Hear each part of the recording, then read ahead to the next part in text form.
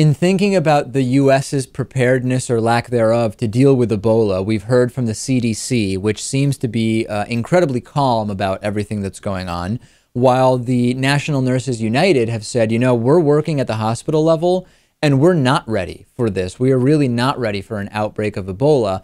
We now have to consider that budget cuts may also be at least partially responsible for the lack of preparedness or lack of funding to properly address a potential Ebola outbreak. According to Chris Van Hollen, who is a Democratic congressman, according to what he told CNN, there are two key U.S. agencies whose ability to fight Ebola, to restrict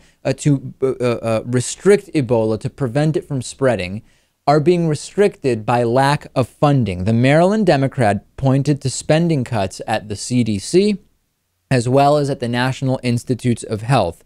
Both are involved in the response to the Dallas Ebola patient. Both are involved with the broader planning for how the U.S. would deal with a broader Ebola outbreak or epidemic.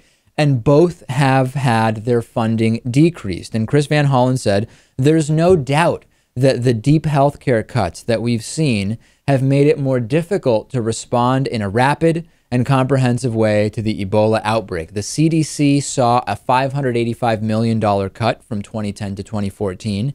The NIH's budget was slashed by nearly $500 million over the last 4 years. We have money for war. We have money for bullets. We have money for prisons for nonviolent drug offenders. We have money for the DEA agents fighting the failed so-called war on drugs.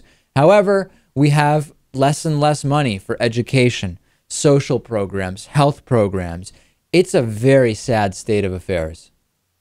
It's sad. The CDC, you know, maybe I can understand some of the cuts there. Over the years, the CDC hasn't been maybe the most important government agency that, that we utilize, but certainly one that's necessary as we're about to see now. And I really hope this thing doesn't get any worse because the CDC could play an integral part in solving the problem. No question about it. And already people are skeptical about what the CDC is saying. Everything's fine. Well, the nurses seem to disagree with that. The nurses seem to say everything's not fine.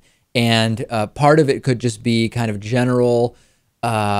general mentality of let's keep fears as low as possible because fear will make things worse. But we can't ignore the fact that funding cuts have an impact, right? If you continue to reduce funding, that limits an agency's ability to do stuff, and funding has been reduced. We know that for an absolute fact.